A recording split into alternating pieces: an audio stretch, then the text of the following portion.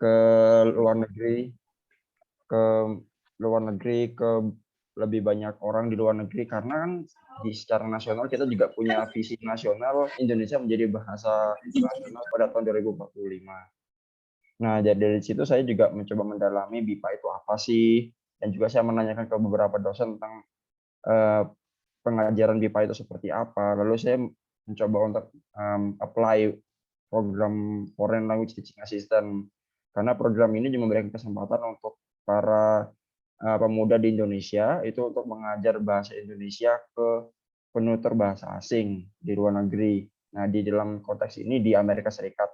Jadi saya tidak sendiri, saya ada sekitar 11 orang lainnya, mereka mengajar di 11 universitas yang berbeda. Ada yang di Wisconsin, ada yang di New York, ada yang di Arizona, dan banyak lain sebagainya. Kemarin tuh sebenarnya juga saya masuk di bagian alternate candidate, jadi saya sebenarnya belum otomatis keterima. Tapi kemarin tuh saya bilang, ya sudahlah, saya pasrah sajalah, menunggu keputusannya apa saya benar diterima atau mungkin saya jadi kandidat cadangan. Nggak tahunya saya tiba-tiba bulan Maret kemarin dikasih tahu saya jadi principal candidate dan saya diterima untuk program Foreign Language Teaching Assistant untuk tahun ajaran 2021 dan 2022. Oh, demikian. Berarti maksudnya apa ada yang mengundurkan diri prinsipal kandidatnya atau gimana? Kurang tahu juga sih. Kemarin saya tidak bertanya, saya cuma bersyukur aja sih kemarin itu diterima. Betul-betul sudah rezekinya ya, sudah jalannya Iya, memang ya. nanti dikira protes, udah diterima kok diprotes. Banyak nanya. Iya, betul-betul. Oke. Karena dulu waktu angkatan saya itu ceritanya beda, Mas. Maksudnya dia itu sudah prinsipal candidate. Hanya saja dia tidak dapat universitas gitu. Waktu pembagian universitas itu dia saja yang tidak dapat suratnya gitu, maksudnya tidak dapat TOA, acceptable seperti itu. Nah, makanya padahal dia prinsipal gitu. Jadi kita nggak berani nanya juga gitu, kita nggak berani ini, takutnya gimana gitu. Oke, jadi itu sedikit cerita tentang FLTA ya, Foreign Language Teaching Assistant. Jadi 2 semester ya Mas di sana? Iya, 2 semester. 2 semester mengajar bahasa Indonesia, tapi nggak mengajar aja kan? Ada lagi kan? Ada yang lain juga. Ya, di sana. Nah, sekarang kita cerita dulu di kampus Mas tempat mengajar. Coba boleh sedikit ceritakan Mas dapatnya di kampus mana, kemudian ya secara singkat lah kampusnya itu seperti apa? Ya, jadi untuk kampusnya bernama University of Colorado Boulder. Nah, University of Colorado Boulder ini dia kampusnya besar banget. Jadi di Boulder itu ada universitas ini tuh ada 3 kampus malahan. Jadi ada namanya main campus atau kampus utama, baru East Campus, kampus timur, dan juga ada kampus Williams Village. Mereka posisinya sebenarnya berdekatan, cuma ya ukurannya besar banget, jadi ukurannya besar sekali, dan kalau kelas saya tuh ditempatkan di main campus. Saya mengajar 2 kelas, ada kelas beginner sama intermediate. Kalau kelas intermediate itu sebenarnya kelas yang diwariskan sama Mbak Dian. Jadi yang ada Joshua dan David. Nah, habis itu tapi bedanya untuk semester ini saya ada kelas beginner yang isinya itu 6 orang. Nah, itu mereka kelas beginner yang mereka itu belajar bahasa Indonesia untuk berbagai mereka punya motif masing-masing kenapa mereka belajar bahasa Indonesia. Oke, boleh diceritakan dong Mas, apa kira-kira motif di balik keinginan mereka untuk belajar bahasa Indonesia? Karena dulunya pasti misalnya kita ya, orang kita tinggal di Indonesia, itu nggak pernah menyangka bahwa ada orang asing yang tertarik belajar bahasa Indonesia kan, maksudnya kayak buat apa gitu. Kalau kita misalnya belajar bahasa Inggris, oke lah, karena bahasa Inggris yang paling sering dipakai gitu, atau bahasa-bahasa asing lainnya yang common. Nah, kira-kira apa motif mereka belajar bahasa Indonesia? Itu sebenarnya jadi hal yang menarik untuk diketahui, karena saya sendiri juga secara pribadi kaget juga kok banyak yang ternyata, kalau bagi saya 6 orang itu jumlah yang cukup banyak untuk termotivasi belajar bahasa Indonesia. Tapi sebelumnya sih seperti ini saja. Kira-kira kalau dari para mahasiswa deh, saya mau lihat mahasiswa ini mencoba menebak deh, kan ini mahasiswa untuk mengejar BIPA ya. Kira-kira coba tulis di chat box, kira-kira apa yang menjadi motivasi mahasiswa? Tebak aja, apa yang menjadi motivasi mahasiswa untuk belajar bahasa Indonesia? Kan kalau orang belajar bahasa Inggris kan jelas tuh kan, karena itu bahasa internasional, atau mungkin untuk membaca jurnal atau sejenisnya. Kalau orang Amerika belajar bahasa Indonesia, kira-kira tujuannya untuk apa? Silakan tulis di chat ya. Ya, coba di chat. Coba tulis apa sih kira-kira motivasi orang belajar bahasa Indonesia? Orang asing, orang yang tinggal di Amerika, dia bukan tinggal di Indonesia loh. Kalau orang tinggal di Indonesia, mungkin ada motivasinya ya supaya bisa berkomunikasi dengan orang gitu. Tapi kalau orang yang di sana, tinggal di sana, apa kira-kira motivasinya belajar? Ya, tebak saja karena tidak ada jawabannya benar dan salah. Kira-kira apa yang membuat mereka ini kan istilahnya sudah, mereka ini negara superpower ya, dan apa sih sebenarnya tujuannya mereka belajar bahasa Indonesia? Apa sih fungsinya mereka tahu bahasa Indonesia itu untuk apa gitu? Kira-kira apa? Ayo coba tulis di chat box-nya.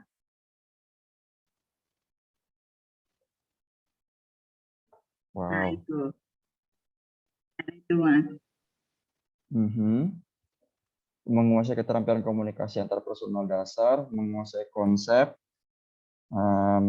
dan prinsip-prinsip ilmiah, menggali kebudayaan, iya. Kepentingan bisnis atau tertarik dengan budaya, karena ingin belajar bahasa asing, dan juga bisnis, oke, komunikasi, budaya, iya, benar semua. Jadi sebenarnya secara garis besar memang iya. Jadi mereka itu belajar bahasa Indonesia, ada yang karena mereka itu ingin traveling di sekitarnya Asia Tenggara termasuk Indonesia, ada yang tertarik dengan budaya Indonesia yang begitu kaya, bahkan ada yang menganggap bahasa Indonesia itu bahasa yang mudah. Nggak seperti bahasa Inggris yang ada tenses-nya, ada yang untuk past, future, sama present. Bahasa Indonesia kan nggak punya. Jadi mereka menganggap bahasa Indonesia itu bahasa yang sangat ringkas untuk dipelajari. Pengen mengenal budaya, bahkan banyak dari mereka itu mereka punya ikatan darah atau saudara yang orang Indonesia. Jadi ada yang sempat tinggal di Bali, ada yang orang tuanya sempat bekerja di Kalimantan Selatan, ada yang orang tuanya orang dari Sumatera, ada yang mereka yang berasal atau pernah tinggal di Jawa, atau mereka pernah tinggal sekian lama di Indonesia. Jadi mereka ingin mempelajari lagi cara berkomunikasi dalam bahasa Indonesia. Iya, dan juga ada yang ingin melakukan penelitian di Indonesia. Salah satu murid saya, mungkin Mbak Dian tahu yang namanya David, dia mungkin tahun depan akan ke Indonesia untuk melakukan penelitian tentang high speed railway. Jadi dia akan di Bandung melakukan penelitian tentang kereta cepat. Ya, jadi intinya mereka juga punya kegiatan bisnis, ada juga yang untuk summer vacation, ada yang summer voluntary work. Jadi banyak sebenarnya alasannya beragam mereka kenapa ingin belajar bahasa Indonesia. Tapi mostly karena mereka ingin gunakan itu untuk berkomunikasi, entah itu secara informal atau mungkin secara formal. Oke. Kalau yang semester ini, kalau boleh tahu, kelas bahasa Indonesia yang untuk beginner itu dibuka kelas audit atau kredit? Jadi maksudnya, saya kasih cerita ke teman-teman dulu sebentar. Ke kelas di Colorado itu ada 2, jadi boleh ambil audit dan boleh ambil kredit. Kredit itu artinya terhitung SKS, tapi kalau yang audit itu nggak terhitung SKS, jadi kayak murni ingin tahu saja bahasanya gitu, ingin belajar aja tapi nggak terhitung SKS. Kalau sekarang kelasnya Mas Taufik yang beginner, ada auditnya atau semuanya kredit? Sebenarnya sih kredit ya, karena kebanyakan kredit, tapi ada satu mahasiswa yang kemarin itu menghubungi Mbak Dian, namanya Dewi Win.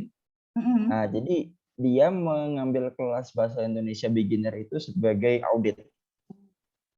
Jadi untuk informasi aja, jadi audit itu memang tidak dihitung SKS, tapi tidak diwajibkan untuk mengerjakan tugas apapun. Jadi tidak wajib, tapi konsekuensinya ya tidak dapat nilai.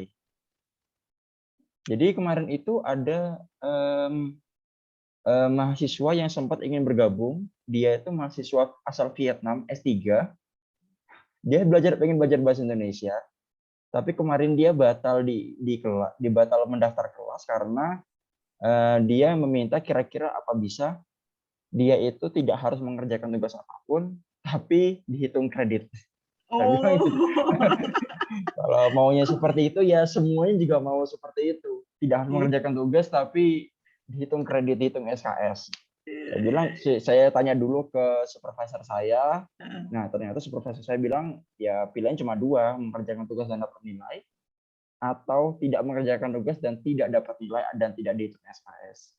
Akhirnya saya cuma melihat dia sekali, habis itu dia tidak datang lagi. Oh begitu. Oke. Iya iya iya. Selain mengajar dalam kelas formal, ada juga nggak aktivitas memperkenalkan bahasa Indonesia atau budaya bahasa Indonesia di luar kelas? Oh, ada. Saya bisa share screen sebentar ya? Silakan. Iya. Oke. Sebentar. Jadi untuk yang saya share itu sebentar. Oke. Oh ya, bagi mahasiswa yang mungkin karena waktu kita terbatas cuma 1 jam ya, jadi bila ada pertanyaan langsung ditanyakan saja di kolom komentar atau mungkin silakan angkat tangan. Jadi mungkin baiknya tidak menunggu saat akhir karena takutnya nanti tidak sempat ditanyakan atau tidak sempat untuk dijawab.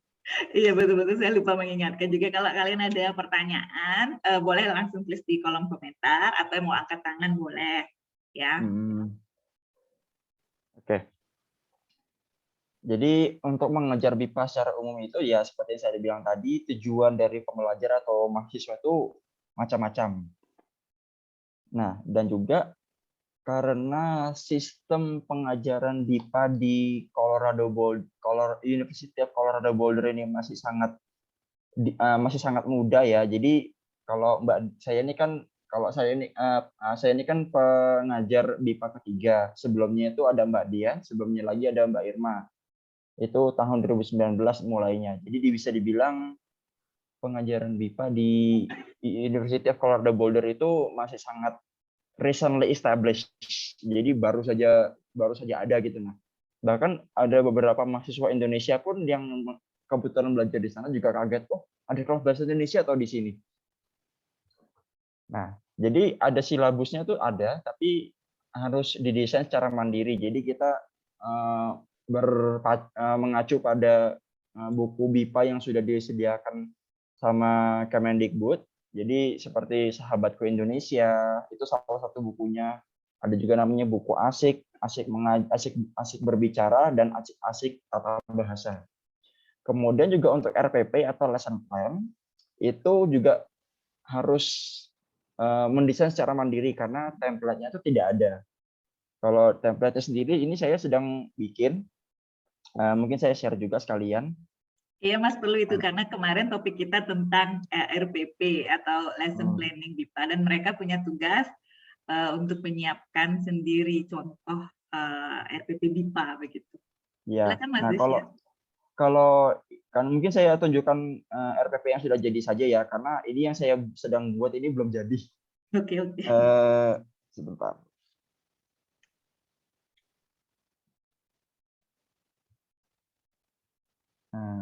Mungkin tulisannya agak kecil. Oke. Ini dia. Bisa kelihatan ya? Nah, jadi ini. Ini template-nya dikasih sama kampus atau Mas? Saya buat sendiri. Oke. Kan saya bilang, jadi desain RPP harus mandiri karena kalau minta dari kampus pun mungkin juga template-nya mungkin bakal berbeda-beda ya tergantung departemen. Karena kalau saya kan di Departemen Center of Asian Studies.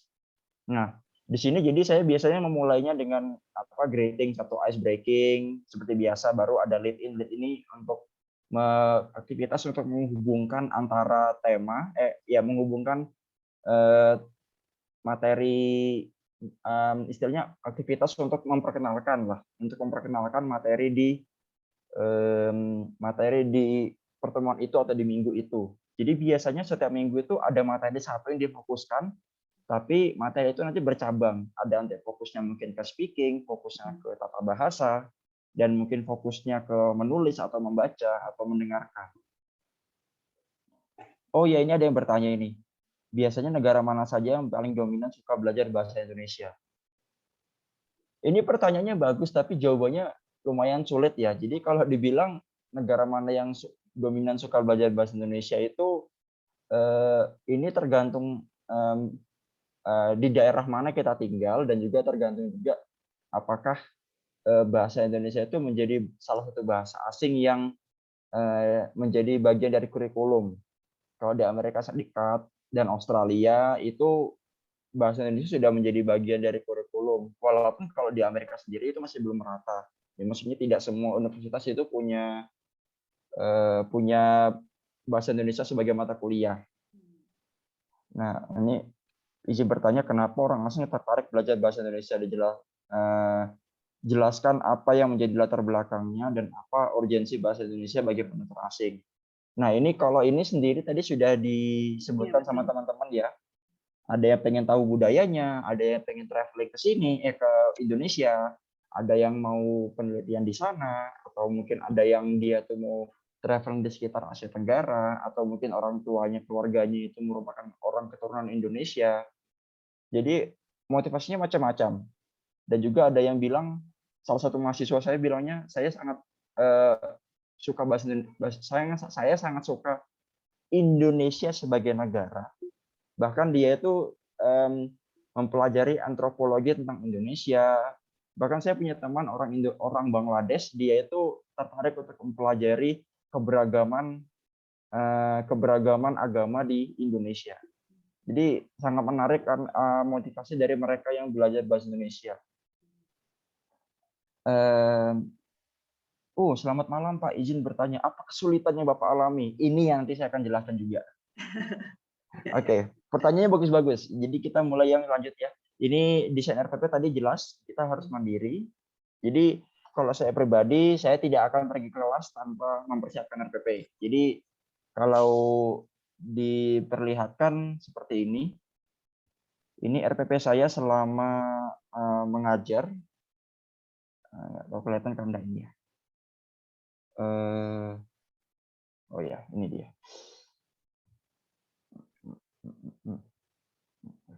Oke, ini di sini. Nah, jadi ini adalah RPP saya, sudah saya folderkan. Sekarang sudah di pertemuan ke-39. Sebenarnya ini semester ini sudah mau habis. Oh, seminggu berapa kali Mas pertemuannya? 2 kali ya? 3 kali. Oh, 3 kali. Jadi 3 kali. Jadi komposisinya itu antara 3 kali 50 menit per minggu atau 2 kali 75 menit per minggu. Sebenarnya sama aja sih. Terus yang RPP Mas Taufik bikin ini untuk 1 kali meeting? Iya, 1 kali meeting. Jadi setiap minggu saya bikin 3. Dan itu kita lanjut ke sekarang. Ya, ini seperti yang saya bilang tadi, 3 kali seminggu, 1 kali pertemuan, 50 menit. Nah, jadi kalau pembelajaran BIPA atau memperkenalkan bahasa Indonesia itu tidak cuma di kelas saja ya. Kalau cuma di kelas saja ya mungkin bahasa Indonesia begitu-begitu saja. Oke. Ini ada lagi yang bertanya, apa motivasi awal Pak Taufik mengajar BIPA?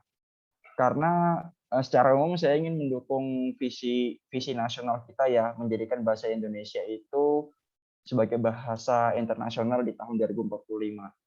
Bahkan kemarin ketika saya mengikuti salah satu mata kuliah itu, jurnal yang saya baca itu menyatakan bahasa Indonesia itu adalah salah satu bahasa yang di beberapa dekade ke depan itu akan menjadi salah satu bahasa internasional yang akan banyak digunakan oleh banyak orang di dunia.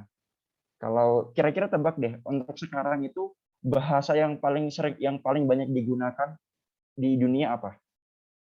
Silakan tebak. Bahasa yang paling banyak digunakan di dunia apa? Yang paling banyak digunakan untuk berbicara atau komunikasi. Bahasa apa kira-kira?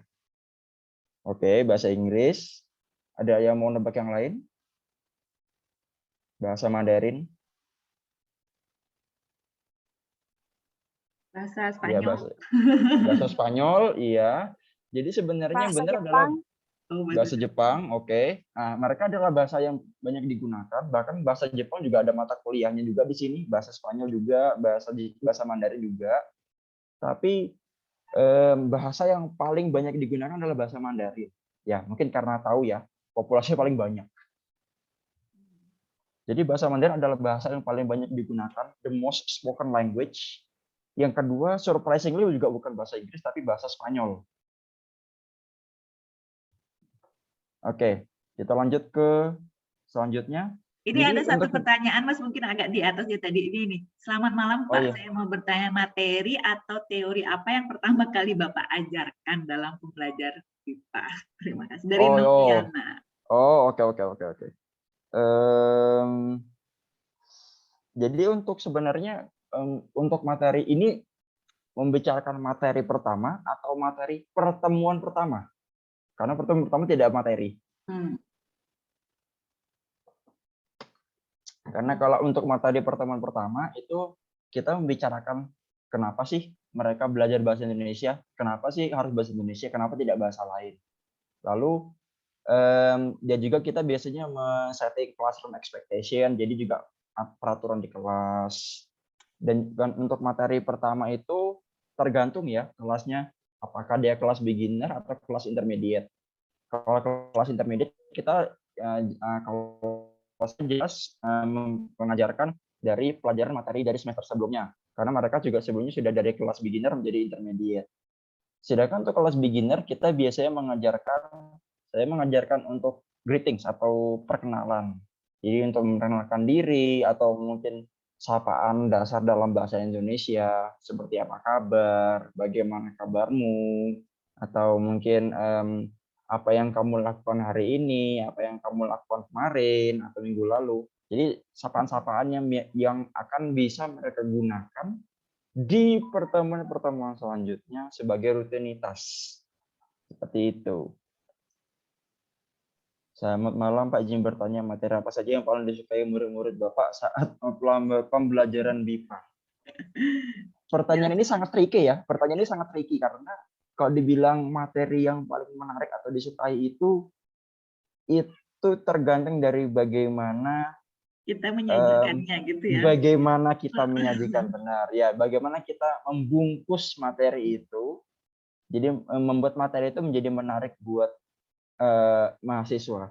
Jadi saya punya pengalaman itu selama mengajar ini, tidak semua materi memang disukai oleh mahasiswa ya. Ada juga ada juga materi yang mana mahasiswa itu mungkin lelah atau mungkin mereka itu sudah terlalu banyak tugas. Jadi akhirnya mereka di kelas itu seperti kehilangan energi. Nah, ada juga tapi materi yang mereka sangat suka, yaitu materi preposisi. Jadi materi preposisi sebenarnya materi yang seperti di atas, di bawah, di belakang, di depan.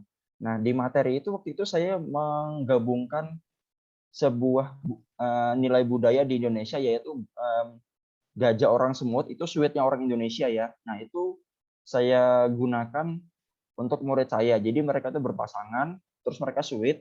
Yang kalah mereka harus membuat kalimat preposisi sesuai dengan apa yang mereka pelajari. Terkadang juga di pertemuan lain saya membuat seperti scavenger hunt. Jadi mereka berkeliling di area kampus mencari informasi, dan informasi itu nanti mereka harus jawab melalui HP mereka. Jadi kemarin itu ada juga banyak sebenarnya cara untuk mengajar BIPA sebenarnya. Dan juga kita bisa adaptasi dari pengalaman kita mungkin sudah pernah mengajar bahasa Inggris sebelumnya. Jadi ada aktivitas-aktivitas di bahasa Inggris yang mengajar bahasa Inggris yang bisa kita gunakan untuk mengajarkan bahasa Indonesia ke mereka juga. Seperti itu. Oke, selamat malam Pak. Izin bertanya, apakah perbedaan pembelajaran BIPA dengan pembelajaran bahasa Indonesia pada umumnya?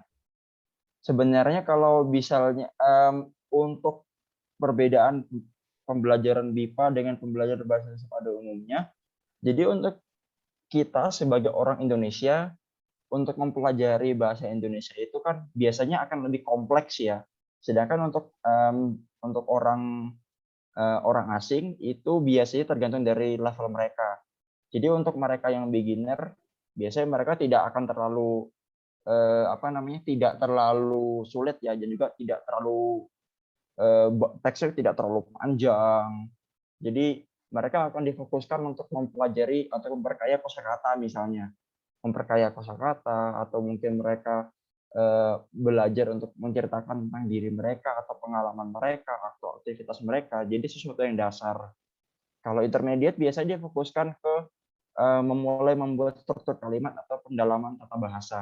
Nah, kalau nanti sudah di bagian mahir itu nanti baru mereka diberikan teks-teks yang lumayan panjang. Tapi untuk sementara di CU Boulder, di University of Colorado Boulder itu masih belum ada kelas advance. Pak izin bertanya, selain mengajar BIPA, selain penguasaan materi belajar, apakah perlu ketika mengajar BIPA harus kreatif? Iya, wajib Perlu harus kreatif. kreatif. Kalau menurut saya tidak hanya mengajar bahasa ya, tapi mengajar apapun itu harus kreatif. Karena kalau kita tidak kreatif, biasanya murid juga mungkin akan berpikir, aduh, ternyata mengajarnya seperti ini, saya Betul, betul. bosan. Ya, jadi Apalagi kita saingan ya kan, maksudnya dengan bahasa asing lain gitu, maksudnya kayak bahasa Jepang, benar bahasa Korea, sekali. bahasa. Nah, apa? Ada juga Mandarin. beberapa yang mahasiswa yang alasannya itu memilih bahasa Indonesia itu karena apa namanya tidak terlalu terbebani. Kalau kalian misalnya bandingkan gitu ya, bahasa Indonesia dengan bahasa Jerman, itu yang setiap hari itu ada tugas, ada video yang harus di store kayak gitu. Jadi mereka kayak apa ya, nggak terlalu tertarik gitu kan, bosen. Nah dia beralihlah ke bahasa mungkin yang apa ya, ini ya bahasa Indonesia, coba aja dulu. Nah kalau kita bisa Iya. misalnya dengan apa ya namanya, mengajar dengan baik, pastinya apa namanya, mereka yang lain juga bakalan ikut tertarik gitu. Iya, seperti itu. Jadi karena status saya sebagai pembelajar BIPA itu juga tidak permanen di sini, jadi sebisa mungkin selama saya di sini juga kreativitas adalah sesuatu yang harus saya terus kembangkan. Karena kalau misalnya saya bisa membuat mahasiswa di sini kreatif, otomatis juga mata kuliah bahasa Indonesia ini juga akan terus ditawarkan karena peminatnya terus meningkat. Karena peminatnya terus meningkat, otomatis nanti semakin banyak peminatnya dan bahasa Indonesia ini akan menjadi salah satu pilihan utama untuk bahasa yang dipelajari. Karena tahun depan saya juga tidak tahu kan siapa yang akan mengajar. Jadi saya memilih untuk bagaimana caranya meninggalkan impresi yang baik, meninggalkan kesan yang baik kepada mahasiswa, supaya mereka setelah saya pergi, mereka masih mau mengambil mata kuliah bahasa Indonesia dan melanjutkan melatih bahasa Indonesia mereka. Kalau untuk media apa yang saya pakai, macam-macam ya. Jadi mulai dari slide PowerPoint sampai menggunakan media seperti apa yang ada di dalam kelas. Atau mungkin saya juga, contohnya kemarin saya belajar tentang bumbu-bumbu dapur di Indonesia. Nah itu saya kemarin membawa misalnya mungkin bumbu racik atau bumbu rendang, mie instan. Nah itu kemarin saya bawa ke kelas, saya suruh mereka kira-kira dilihat ada nggak kira-kira mereka melihat bumbu-bumbu dasar tertulis di masing-masing bungkus produk, dan mereka bisa melihat dan mengidentifikasi seperti itu. Izin bertanya Pak, kesulitan nanti apa kesulitan bagi penutur asing saat belajar BIPA? Apakah sulit belajar bahasa Inggris yang harus diperhatikan grammarnya? Terima kasih, sama-sama. Oke, apakah pernah menemukan mahasiswa yang sulit memahami materi BIPA? Ya, pernah lah. Itu pasti pernah. Oke. Oke, jadi untuk sementara sebenarnya kita teruskan ke pembelajaran BIPA yang ini Oke, ya tidak hanya lanjutin di dulu kelas. ya, lanjut dulu. Nah, jadi ini ada juga kita namanya pelatihan. Saya ada menggunakan namanya pelatihan berbicara bahasa Indonesia alias berbisa. Berbisa ini jadi program 2 pekan. Jadi ini program 2 minggu sekali, biasanya hari Minggu. Jadi bagi mereka yang mungkin ingin meningkatkan kemampuan berbicaranya, mereka biasanya bisa datang ke sesi ini, dan juga mereka bisa berlatih bahasa Indonesia, fokus ke speaking-nya, karena sesinya cuma sekitar 30 menit. Jadi kayak fully intensified speaking. Nah, juga ada namanya Indonesia Nongkrong. Ini sebenarnya ada hyperlink-nya sih di sini. Tapi tidak tahu kelihatan atau tidak. Nah, kelihatan atau tidak gambarnya? Sepertinya belum. Oh, belum. Coba saya share. Nah, ini salah satu mahasiswa saya. Oh, oke. Dia bawa kerupuk dong. Dia yang beli, Mas? Apa? Jadi kemarin itu di salah satu sesi, ini mahasiswa saya dari kelas beginner namanya Jordan. Jadi dia itu membelikan kerupuk, nangka, durian, kelengkeng, sampai mentega Blue Band dibawa waktu sesi ini. Oke. Oh, itu. Nah, kalau Mbak Dian pasti tahu ini siapa ya. Iya. Oke. Oke. Nah, jadi mereka ini kalau Joshua dari kelas intermediate, sedangkan ini mahasiswa saya Jordan dan juga ini si Kaya, mereka dari kelas beginner. Jadi walaupun mereka beda tingkat, jadi mereka bisa berlatih untuk berbicara di sini. Nah ini macam-macam ya. Wih, berapa harga nangka di sana, Mas? Nggak tahu, ini murid saya yang belikan, jadi saya nggak nanya harganya. Jadi katanya mereka dia belinya di Denver. Biasanya mahal. Memang mahal, sepertinya sih memang mahal. Ya, jadi seperti itu. Dan juga lalu ada juga Indonesia Nongkrong.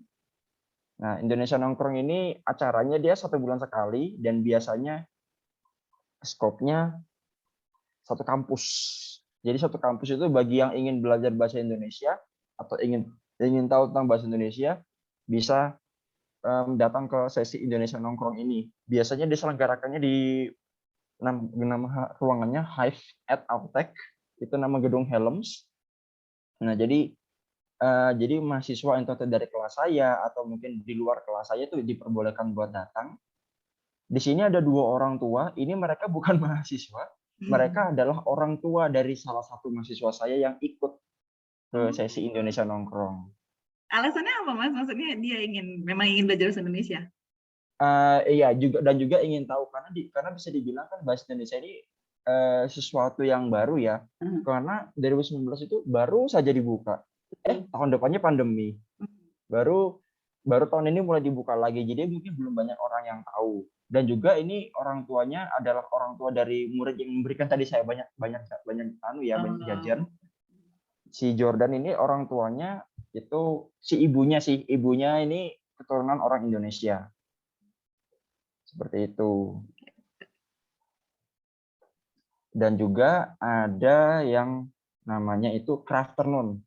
Jadi Crafternoon ini membuat kerajinan tangan in the afternoon. Jadi kayak mereka tuh membuat kerajinan tangan khas Indonesia. Dan juga ini sama seperti Indonesia Nongkrong, mereka tidak terbatas hanya yang mereka mengambil mata kuliah bahasa Indonesia, tapi juga mereka yang tertarik untuk membuat kerajinan tangan. Jadi Crafternoon itu seperti ini. Nah, jadi kelihatan kan ya? Belum, Mas. Oh, tidak kelihatan. Oke. Ini. Nah. Jadi ini membuat kerajinan manik-manik. Itu manik-maniknya Mas yang siapkan sendiri atau? Iya, saya beli dari Indonesia. Oke. Karena kalau manik-manik dari sini sangat berbeda dengan manik-manik dari Indonesia. Kalau manik-manik ini kan dari ini khas Kalimantan Timur, ini lubangnya kecil. Sedangkan kalau yang ini dari Amerika nih gede-gede lubangnya. Jadi berbeda. Nah, ini salah satu bentuknya ya. Mereka banyak membuat cincin. Nah, ini mereka yang ikut membuat.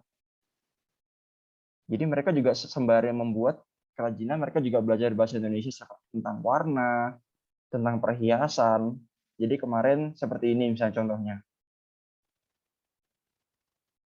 Jadi saya tuliskan, lalu saya share ke mereka juga. Nah, jadi mereka membuat kerajinan, ada yang membuat gelang, ada yang membuat kalung, ada yang membuat cincin. Bahkan ada dari mereka yang masih memakai gelang manik-maniknya itu sampai sekarang. Nah, dan juga di sini saya tidak sendiri ya, jadi ada dari bahasa lain dan negara lain yang juga menunjukkan kerajinan khas mereka. Jadi mereka juga bisa membuat kerajinan khas negara lain. Seperti itu. Selanjutnya ada namanya International Game Night. International Game Night ini adalah aktivitas mereka yang ingin tahu game khas negara-negara lain. Nah, di sini di Indonesia, kemarin saya memperkenalkan, sebentar dulu. Oke. Sebentar. Ini mungkin bisa ada video singkat yang bisa kita tonton ya. Sebentar saya tonton dulu. Oke. Nah, kelihatan ya? Nah.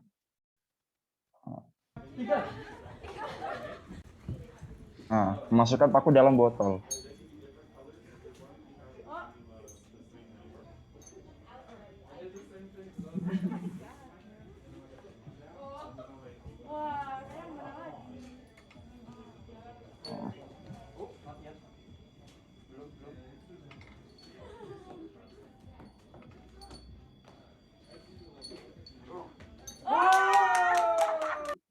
Ya, seperti itu ya. Jadi kemarin juga memperkenalkan permainan khas Indonesia dan itu banyak sekali. Tapi saya kemarin cuma bisa memperkenalkan 2 karena waktu juga terbatas. Mana lagi ya? Oh ya, jadi seperti itu. Itu adalah salah satu permainan yang saya perkenalkan sebagai bagian dari memperkenalkan Indonesia dan juga mengajarkan bahasa Indonesia ke penutur asing. Nah, kemudian tadi ada yang nanya nih, ada yang kesulitan nggak? Nah, tantangannya itu tingkat penguasaan bahasanya beragam, sama seperti kita kalau mengajarkan bahasa Indonesia ke siswa atau mahasiswa kita. Ada yang lancar, ada yang terseok-seok, ada yang berjalan, ada yang nyesot, ada yang berlari, pokoknya macam-macam. Jadi memang ada yang lancar, ada yang dia itu terlalu bagus. Intinya tingkat bahasanya itu terlalu mahir untuk di beginner, tapi dia di beginner. Tapi memang kebanyakan mereka masih beginner. Nah, L1 jadi bahasa Inggris tetap diperlukan di kelas. Semisal kita tidak bisa menjelaskan, misalnya ada terminologi atau kata-kata atau bagian dari instruksi yang tidak bisa kita jabarkan dalam bahasa Indonesia. Jadi L1 tetap diperlukan. Apalagi ini kelas beginner itu kita tidak bisa kayak full bahasa Indonesia gitu. Mereka biasanya bakal sangat bingung. Nah, BIPA itu adalah mata kuliah minor ya, jadi bukan mata kuliah major. Jadi tetap kredit tapi dia minor. Jadi mata kuliahnya mereka juga tidak terbebani seperti mata kuliah bahasa yang lain seperti bahasa Mandarin, bahasa Jerman, bahasa Jepang, bahasa Korea. Jadi karena kelasnya masih baru, masih termasuk mata kuliah yang minor. Nah, ini salah satu kesulitan kesulitan orang Amerika dalam menggunakan bahasa Indonesia. Perbedaan cara pengucapan. Jadi biasanya ada pengucapan yang mereka sangat sulit seperti kalau misalnya ada huruf N dan G itu bersamaan. Jadi kayak misalnya pengucapan ini mereka akan bilang penggucapan. Penggucapan. Jadi huruf eng itu tidak umum di bahasa Inggris. Jadi mereka biasa akan agak kesulitan untuk mengucapkan bagian eng-nya. Sama juga seperti ny. Misalnya kayak menyanyi, itu mereka agak kesulitan mengucapkannya. Jadi ny, ng itu mereka agak kesulitan. Karena mungkin itu tidak common di bahasa Inggris. Nah, intensifikasi praktik cukup sulit. Maksudnya seperti apa? Jadi walaupun saya sudah memprovide banyak opportunity ya, kesempatan untuk mereka melatih bahasa Indonesia, mereka juga punya banyak dari mereka itu mereka sudah ada yang S3, ada mereka sudah punya banyak mata kuliah dan PR yang lain. Jadi ketika saya sudah memberikan kesempatan, mungkin mereka tidak bisa datang karena mereka harus punya prioritas lain, atau mereka punya tugas yang lain, atau mereka tinggal di luar kota. Jadi walaupun saya memberi kesempatan, mereka biasanya bukan biasanya sih, kadang-kadang sulit untuk datang. Nah, di sini pembelajar harus fleksibel. Jadi jadi sebagai pengajar BIPA saya tidak bisa terlalu kaku seperti misalnya ada mahasiswa yang tidak mengerjakan tugas langsung saya kasih 0 gitu, tidak bisa. Jadi kita harus tetap mengingatkan kalau ada mahasiswa yang minta, Pak, kuisnya di kanvas boleh dibuka enggak, saya ingin mengerjakan. Kita buka. Jadi harus fleksibel lah. Jadi tidak bisa kayak terlalu disiplin, terlalu keras gitu, tidak bisa. Ada nanti mereka lari. Kelas terlalu pagi. Jadi tidak hanya di Indonesia, di kelas di orang Amerika ternyata tidak menyukai kelas yang terlalu pagi. Memangnya jam berapa, Mas, kelasnya? Jam 8 pagi. Oh. Bagi mereka itu terlalu pagi buat mereka. Kalau bagi kita yang kuliah jam 7 biasa saja ya, bagi mereka itu terlalu pagi. Jadi kelas yang terlalu pagi ini membuat mereka ada yang mungkin sering tidak datang karena lokasi rumahnya jauh, dan juga ada yang mereka ketiduran karena mengerjakan PR di malam sebelumnya. Jadi ya banyak faktornya banyak. Oleh karena itu untuk semester depan saya sudah apply ke departemen saya, itu kelasnya diubah menjadi agak siang. Jadinya nanti di semester depan itu kelas beginner jam 10 pagi, kelas intermediate jam 12 siang. Jadi tidak ada alasan lagi kelasnya terlalu pagi. Iya, kalau dulu saya itu jam 2 siang. Iya, jam 2 siang. Ini juga saya untuk yang semester ini juga kelas beginner itu jam 1.50. Jadi jam 1.50 siang. Jadi kalau kelas yang intermediate ini kelas yang pagi. Oke. Nah, jadi waktu kuliah ini sangat singkat sebenarnya karena materi itu sebenarnya banyak ya. Tapi karena istilahnya waktu cuma 50 menit, jadi itu sangat kurang lah istilahnya dibilangnya. Jadi mau tidak mau harus memotong materi menjadi beberapa bagian yang nanti mungkin akan dijelaskan di pertemuan selanjutnya. Jadi ini adalah tantangannya ya mengajar BIPA. Tapi lagi saya ingin disclaimer, tantangan ini adalah tantangan untuk mengajar BIPA di konteks University of Colorado Boulder. Di universitas lain mungkin berbeda.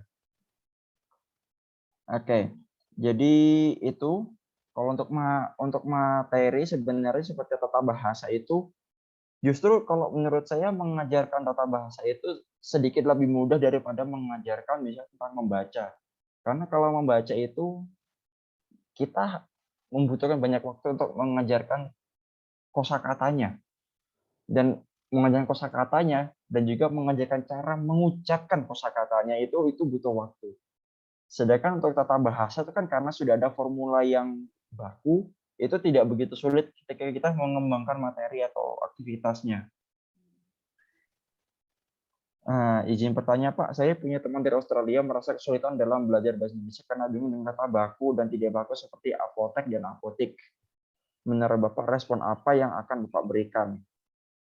Sebenarnya tergantung sih, karena yang baku kan apotek ya. Jadi mereka tergantung mereka menggunakan dalam konteks apa. Kalau konteksnya itu untuk menulis, akademik, formal, itu ya berarti itu akan ada materi khusus. Dan juga ini tergantung dari dia nih bertanya ini dia sebagai apa, misalnya sebagai mahasiswa dengan tingkat mahir kah, atau misalnya mahasiswa dengan tingkat menengah kah, atau awal atau pemula.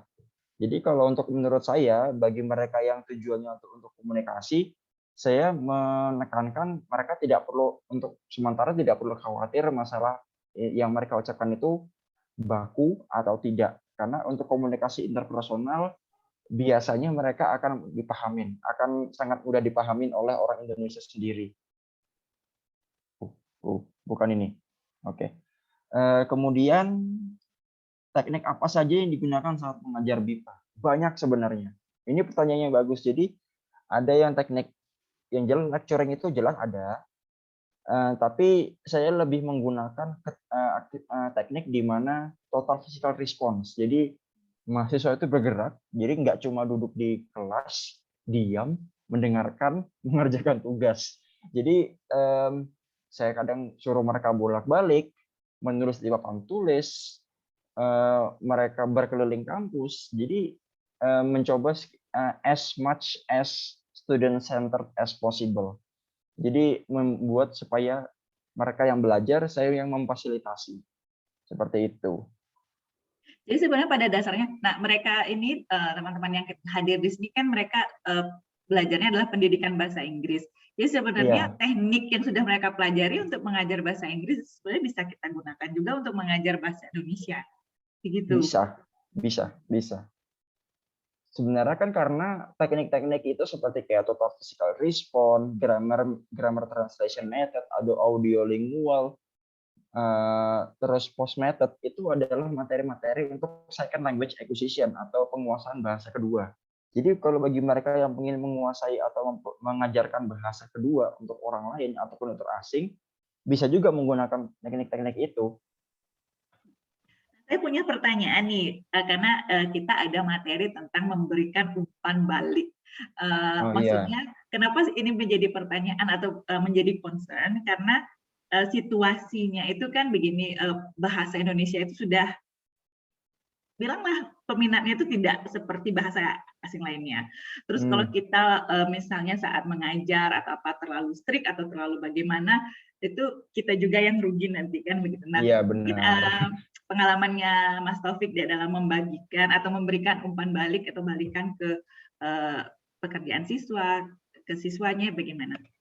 Oh iya, jadi kalau saya sendiri, setiap mahasiswa itu mengumpulkan tugas di kanvas, atau mungkin membacakan apa yang mereka tulis, atau mereka istilahnya membuat, istilahnya menanyakan sebuah pertanyaan yang itu mungkin out of the box misalnya, itu saya selalu menggunakan yang namanya sandwich feedback. Jadi saya praise dulu. Jadi kayak misalnya kalau misalnya itu sebuah tugas misalnya, saya selalu memberikan komentar. Komentarnya itu mungkin saya bisa pull up the screen sih, tapi coba saya lihat dulu ada tidak. Sebentar. Semoga sih ada yang bisa saya tunjukkan. Sebentar. Oh ya, mungkin di sini. Jadi entah itu untuk mengerjakan kuis atau sejenisnya itu selalu saya berikan komentar atau umpan balik. Jadi berupa pujian dulu, baru constructive feedback. Jadi saya berikan umpan balik yang membangun, apa yang bisa mereka perbaiki, apa yang mereka bisa tingkatkan. Lalu saya tutup lagi dengan pujian atau apa yang mereka lakukan dengan baik. Sebentar ya, saya coba pull up dulu di sini. Grades-nya. Oke. Speed grader. Oke, jadi di sini saya coba share screen-nya. Ups. Oh, ya, yang ini. Nah, seperti ini misalnya. Mereka kemarin sempat mengupload jadi mengunggah atau mengumpulkan video. Nah, jadi saya memberikan ini. Kalau misalnya memang bagus, saya akan bilang bagus. Kalau misalnya tidak ada yang diperbaiki, saya akan bilang tidak ada yang diperbaiki. Nah, ada juga yang dia tuh lupa uploadnya cuma 2 detik. Jadi ini dia sepertinya salah upload video. Nah, ada juga yang mungkin ini seperti ini. Hey Patrick, bagus sekali. Jadi pujian dulu. Kamu memperkenalkan diri dengan lengkap. Hanya saja mungkin kurang di bagian memperkenalkan ciri-ciri tubuh. Nah, ini konstruktif feedback-nya. Mau mengirim ulang, saya tunggu di hari Rabu ya. Nah, seperti itu. Jadi seperti ini sebenarnya. Saya biasanya meng-provide dengan bilingual, tapi semakin ke sini saya coba memberikan semakin sedikit L1. Jadi supaya mereka lebih mandiri dalam menggunakan bahasa Indonesia. Seperti itu. Jadi itu untuk cara umpan baliknya saya biasanya memberikan dalam bentuk komentar. Tugas apapun atau itu postingan apapun di Canva selalu saya berikan respon. Seperti itu. Ya. Ada lagi pertanyaan? Ada lagi yang mau bertanya mungkin? Silakan, atau mau ditanyakan mungkin tidak seputar BIPA juga boleh. Kalau gitu saya mau tanya nih tentang culture shock. Cultural shock, apakah Mas ini sudah berapa lama ya di sana ya? Dari bulan Agustus. Ini sudah 3,5 bulan. 3,5 bulan.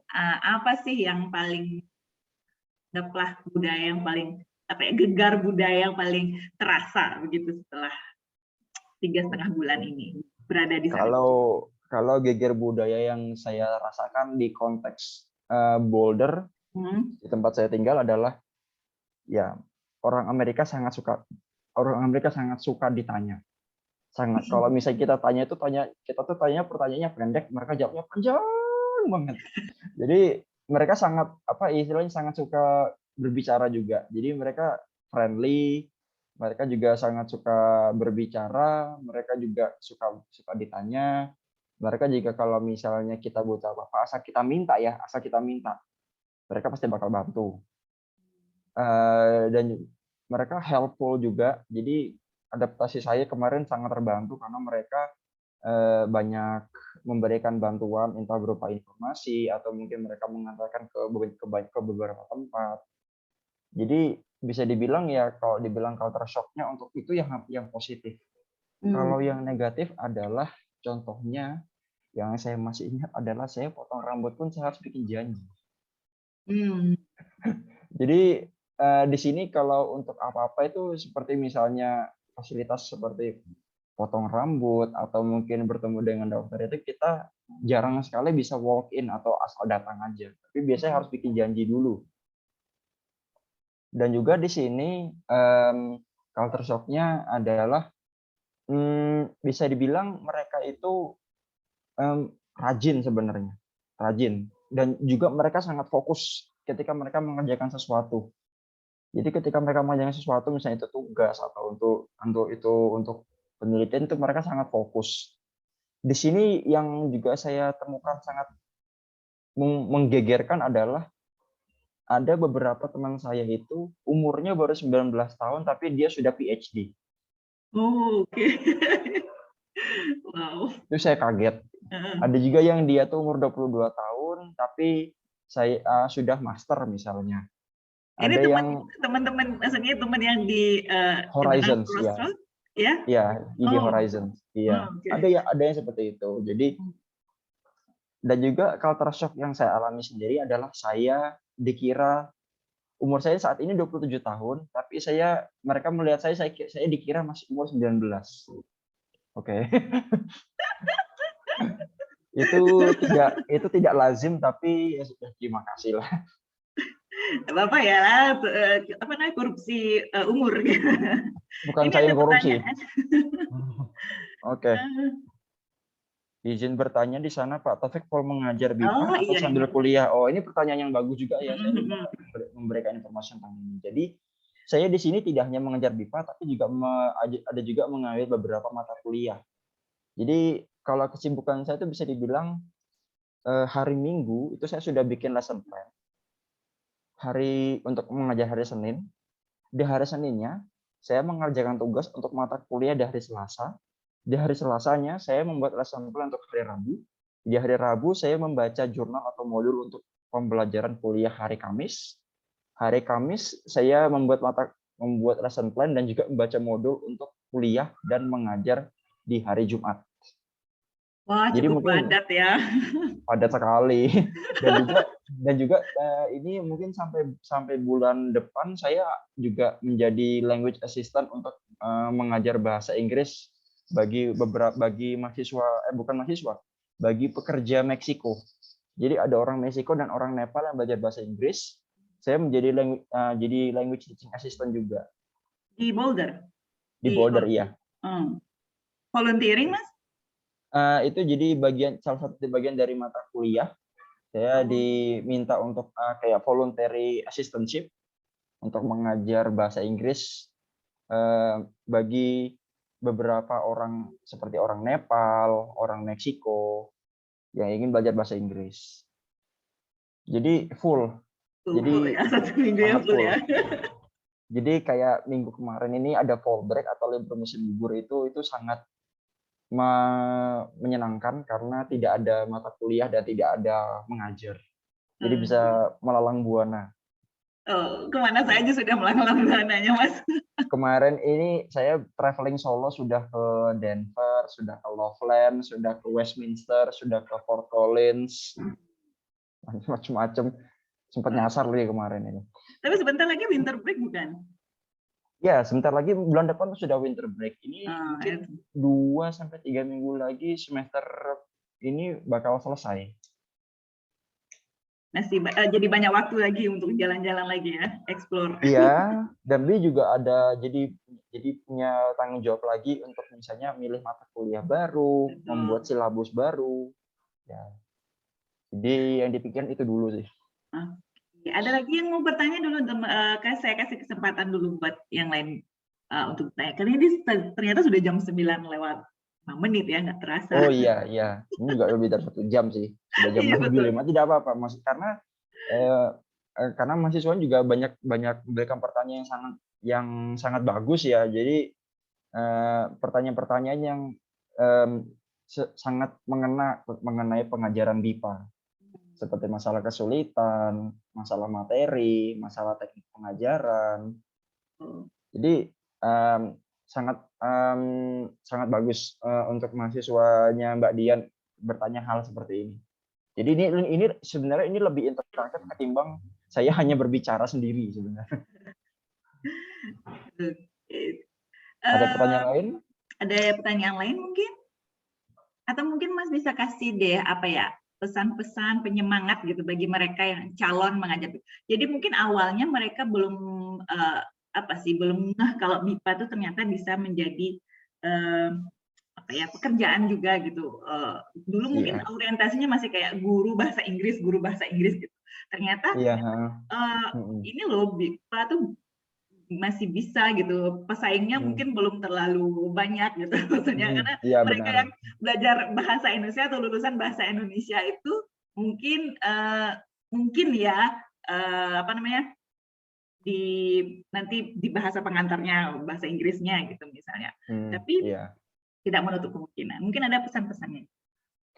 Jadi kalau dari saya sebenarnya, kalau ada program ini nanti tahun depan, silakan apply.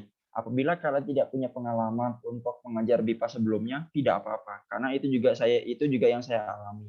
Jadi saya selain di luar menjadi translator atau interpreter, itu saya tidak pernah mengajar spesifik BIPA sebelumnya secara formal. Jadi saya dibilang untuk pengalaman formal itu tidak punya, tapi saya mencoba untuk apply saja. Dan ya alhamdulillah saya diterima. Saya bisa mengajar BIPA di sini. Nah, karena kebetulan sekarang istilahnya mata kuliah dan jurusan BIPA itu sudah mulai menjamur di Indonesia. Nah, ini kesempatan kalian, ini bisa menjadi modal kalian untuk menjadi nilai jual ketika apply untuk program FLTA. Karena untuk otomatis karena bahasa Inggris mungkin kalian sudah tidak perlu dipertanyakan lagi ya, mungkin sudah bagus sekali. Nah, tinggal kalian mendalami BIPA-nya saja. Tapi tidak perlu khawatir ketika kalian tidak merasa tidak punya pengalaman mengajar BIPA. Apply saja. Satu lagi pertanyaan ini, mungkin yang terakhir ya, Mas ya. Ini iya. ada dari Alawi. Apa sih yang harus benar-benar kita kuasai jika suatu saat kita berminat untuk mengajar BIPA? Yang benar-benar kita kuasai, yang jelas bahasa Inggris. Karena nanti akan butuh bahasa Inggris untuk sebagai bahasa L1-nya di kelas. Tapi yang untuk istilahnya apakah kita harus menguasai semua materi BIPA atau bahasa Indonesia sebelum kita bisa siap mengajar? Jawabannya tidak juga. Itu bisa dipelajari selama proses. Karena saya selama proses pun sebelum saya pergi, itu saya mengikuti seminar BIPA, saya membaca buku BIPA, saya bertanya-tanya ke dosen saya tentang mengajar BIPA itu seperti apa. Jadi itu sangat membantu saya untuk mempersiapkan diri sebenarnya. Tapi apakah waktu saya pergi saya sudah merasa sudah siap? Enggak. Terus apakah harus nunggu saya siap? Ya enggak akan pernah siap.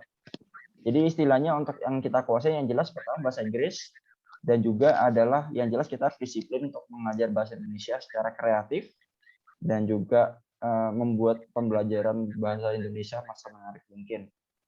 Jadi yang kita harus kuasai adalah bagaimana kita juga mengenali profil dari masing-masing mahasiswa kita, kenapa mereka mengambil mata kuliah bahasa Indonesia, dan dari situ kita bisa mengembangkan materi dan silabus yang membuat mereka semakin tertarik untuk belajar bahasa Indonesia. Seperti itu. Ya, oke, terima kasih. Ya, terima kasih atas jawabannya. Semoga saya bisa berhasil seperti Bapak. Jangan berhasil seperti saya, menjadi lebih seperti saya ya. Ya, karena kebetulan ini juga saya mengajar mahasiswa pertukaran mahasiswa kampus Merdeka gitu. Jadi ada dari macam-macam daerah, enggak dari Bali aja gitu, dari berbagai macam daerah.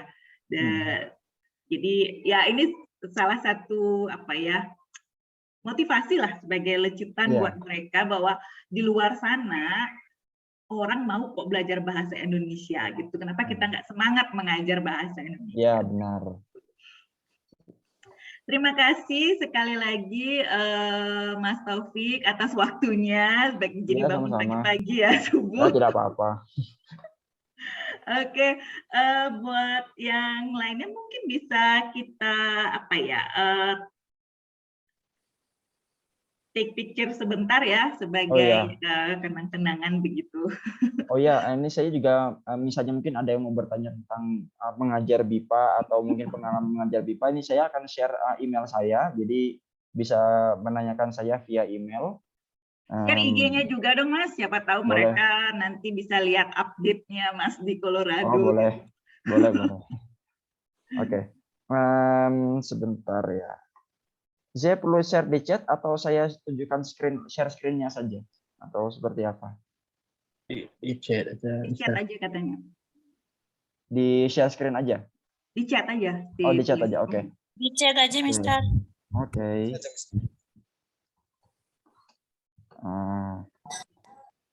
Nanti tunggu update-nya Mas Taufik itu di bulan-bulan Januari sampai Mei mungkin ya, atau Februari sampai Mei. Biar kalian lebih pengen, karena ada salju-saljunya gitu. Sebenarnya sekarang sudah ada saljunya sih.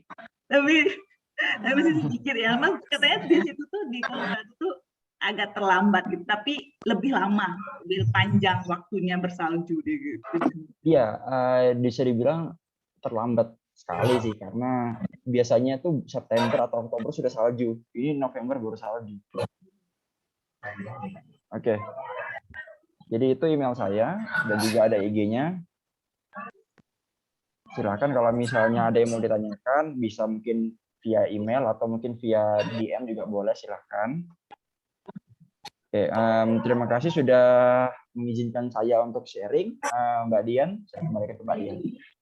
Saya terima kasih. Oke, ini saya sedang mengambil tangkapan layar ini. Supaya ada dokumentasinya. Sip. Oke. Terima kasih semuanya yang sudah hadir juga, yang sudah bertanya. Kenapa ya?